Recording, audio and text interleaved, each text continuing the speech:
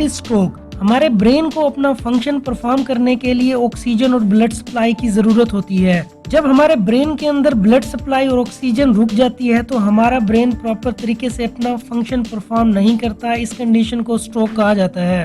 आज के इस वीडियो में हम बात करेंगे स्ट्रोक क्या है, इसकी काजेस क्या हो सकती हैं, सिम्टम्स क्या होती हैं और किन मेडिसिन के इस्तेमाल से हम स्ट्रोक के साइन एंड सिम्टम्स और कॉज को कम कर सकते हैं।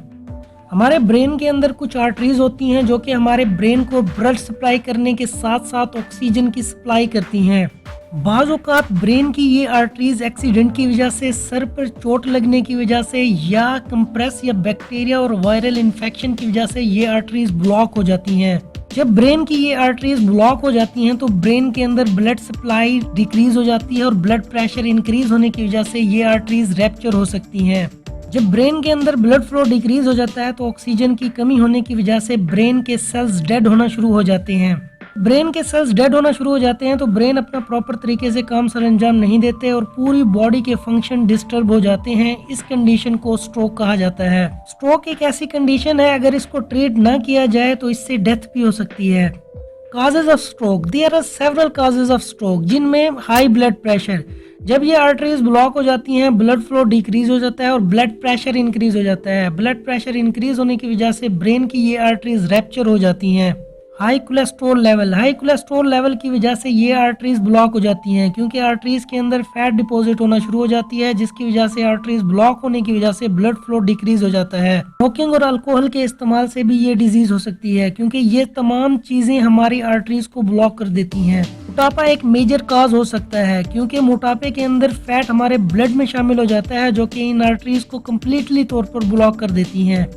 फिजिकल ट्रॉमा, एक्सीडेंट या सर पर चोट लगने की वजह से इन आर्टरीज की ब्लॉकेज हो जाती है और ये आर्टरीज रैप्चर हो जाती हैं, जिसकी वजह से ब्रेन के सेल्स डैमेज होना और डेड होना शुरू हो जाते हैं और स्ट्रोक काज कर सकते हैं। Sign and symptoms of stroke, strokes के बेशुमार साइन एंड सिम्टम्स जाहिर हो सकते हैं, जैसे सर के अंदर शदीद किस्म का दर्द हो सकता है। पेशेंट हमारी बॉडी को कंट्रोल नहीं कर पाता, पोस्चर डिस्टर्ब हो जाता है। पेशेंट अपना बैलेंस मेंटेन नहीं कर पाता, वो साइड पर गिरना शुरू हो जाता है। विजन चेंजेस आना शुरू हो जाती हैं, सही तरीके से नजर नहीं आता, बॉडी का कोऑर्डिनेशन सिस्टम डिस्टर्ब हो जाता है। डिप्रेशन, एंजाइटी और स्ट्रेस काज हो सकती है और पेशेंट अपने प्रॉपर तरीके से काम सर अंजाम नहीं कर पाता। स्ट्रोक को डायग्नोज करने के लिए कुछ डायग्नोस्टिक टेस्ट परफॉर्म करवाए जाते हैं जिनमें सीटी स्कैन, एक्सरे और एमआरआई शामिल हैं। सीटी स्कैन और एमआरआई की मदद से हम ब्रेन के क्लियर इमेज को देख सकते हैं और स्ट्रोक को डायग्नोज कर सकते हैं। प्रिवेंशन फॉर स्ट्रोक, कुछ प्रिवेंशन पर अमल करके भी स्ट्रोक के साइन एंड सिम्टम्स और कॉज को काफी हद तक कम किया जा सकता है। हेल्दी फूड के इस्तेमाल से आप स्ट्रोक को काफी हद तक ट्रीट कर सकते हैं। रेगुलर एक्सरसाइज की वजह से ब्लड सर्कुलेशन इंप्रूव होने की वजह से भी स्ट्रोक को ट्रीट किया जा सकता है।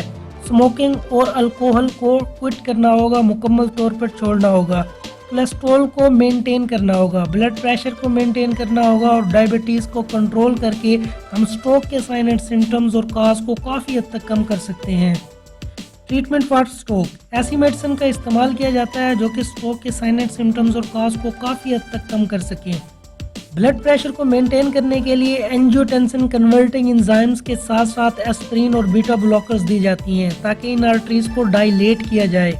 जब ये आर्टरीज डायलेट होती हैं तो ब्लड फ्लो इंप्रूव होने के साथ साथ ब्लड प्रेशर डिक्रीज हो सकता है। एंटीकोगुलेंट मेडिसिन दी जाती हैं ताकि उन ब्लड क्लॉट्स को रिड्यूस किया जाए और थ्रोम्बोलाइसिस दी जाती हैं ताकि उन आर्टरीज के अंदर जो क्लॉट बन चुका है उसको ख़त्म किया जाए।